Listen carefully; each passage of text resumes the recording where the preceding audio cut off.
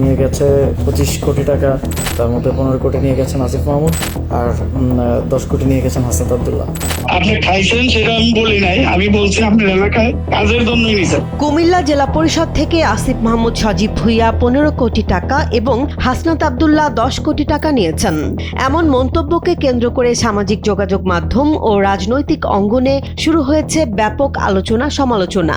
তবে এই অভিযোগের জবাবে নিজেদের অবস্থান স্পষ্ট করেছেন দুজনই। তাদের দাবি এটি ব্যক্তিগতভাবে টাকা নেয়ার বিষয় নয়, বরং উন্নয়ন প্রকল্পের জন্য দেয়া সরকারি বিশেষ বরাদ্দ।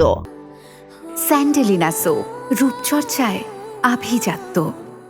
তো এটা তো বরাদ্দ, সরকার বরাদ্দ করছে যে সরকার এক বছরে এই বাজেট তারা খরচ করবে, এই নির্দিষ্ট কিছু খাতে তারা খরচ করবে।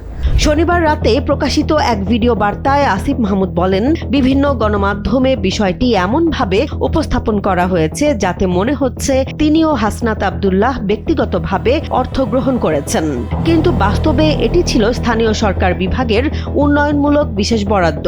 তার ভাষায় কোনো এলাকার উন্নয়নের জন্য বরাদ্দ দেয়া অর্থকে ব্যক্তিগতভাবে টাকা নেয়া হিসেবে দেখানো বিভ্রান্তিকর এবং মানহানিকর।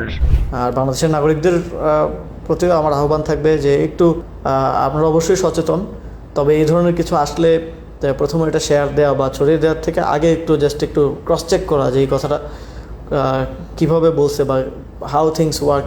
আসিফ মাহমুদ জানান, স্থানীয় সরকার বিভাগ ও সমবায় মন্ত্রণালয়ের বাজেট থেকে বিভিন্ন উন্নয়ন প্রকল্পে বিশেষ বরাদ্দ দেয়া হয়। এসব বরাদ্দ অনুমোদনের পর জেলা পরিষদ, উপজেলা পরিষদ, পৌরসভা বা ইউনিয়ন পরিষদের সংশ্লিষ্ট কমিটি সিদ্ধান্ত নেয় কোন খাতে অর্থ ব্যয় হবে। তিনি দাবি করেন, আলোচিত অর্থ ব্যয়ের সিদ্ধান্তও জেলা পরিষদের সভায় নেওয়া হয়েছে এবং সরকারি ক্রয় বিধি অনুসরণ করে ই-টেন্ডারের মাধ্যমে প্রকল্প বাস্তবায়ন করা হয়েছে।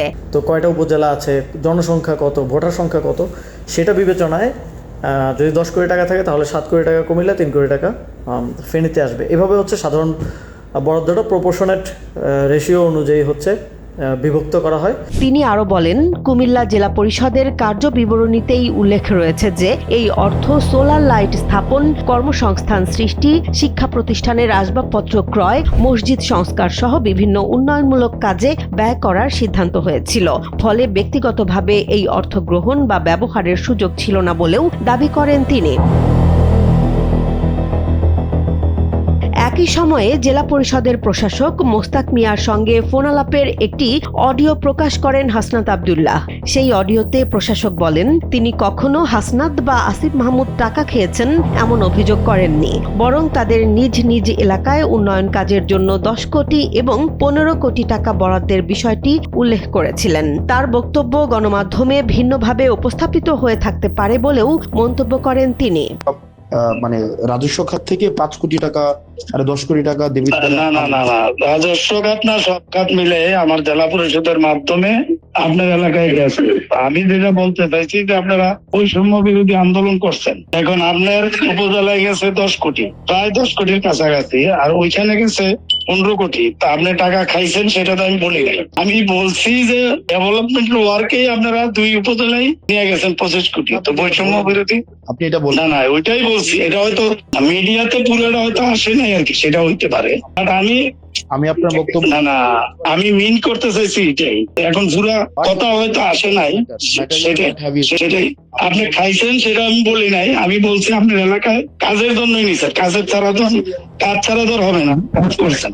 এদিকে হাসনাত আব্দুল্লাহ দাবি করেছেন, আলোচিত অর্থ তার ব্যক্তিগত প্রয়োজনে নয়, বরং সংশ্লিষ্ট এলাকার উন্নয়ন প্রকল্প বাস্তবায়নের জন্য বরাদ্দ দেওয়া হয়েছিল। অন্যদিকে আসিফ মাহমুদ আশা প্রকাশ করেছেন, জেলা পরিষদের প্রশাসক বিষয়টি আরও স্পষ্ট করবেন। অন্যথায় প্রয়োজন হলে আইনি পদক্ষেপ নেয়ার বিষয়টিও বিবেচনায় আনা হতে পারে বলে ইঙ্গিত দিয়েছেন তিনি। কুমিল্লা জেলা পরিষদের প্রশাসক যিনি এই বক্তব্যটা দিয়েছেন তিনি এটা ক্লিয়ার করবেন, এবং তিনি যদি না করেন তাহলে আসলে এটা আমাদেরকে মানহানির জন্য কোনো লিগ্যাল ব্যবস্থার দিকে আসলে যেতে হবে। সব মিলিয়ে কুমিল্লার 25 কোটি টাকা নিয়ে তৈরি হওয়া বিতর্কে এখন মূল প্রশ্ন, এটি কি ব্যক্তিগতভাবে অর্থগ্রহণের ঘটনা নাকি উন্নয়ন প্রকল্পের জন্য দেয়া সরকারি বরাদ্দ? এ নিয়ে আলোচনা চললেও সংশ্লিষ্ট পক্ষগুলোর বক্তব্যে স্পষ্ট হয়েছে, তারা অভিযোগকে ভিত্তিহীন বলে দাবি করছেন এবং পুরো বিষয়টিকে উন্নয়ন বরাদ্দের ভুল ব্যাখ্যা হিসেবে দেখছেন। জেসমিন জাহান, কালবেলা।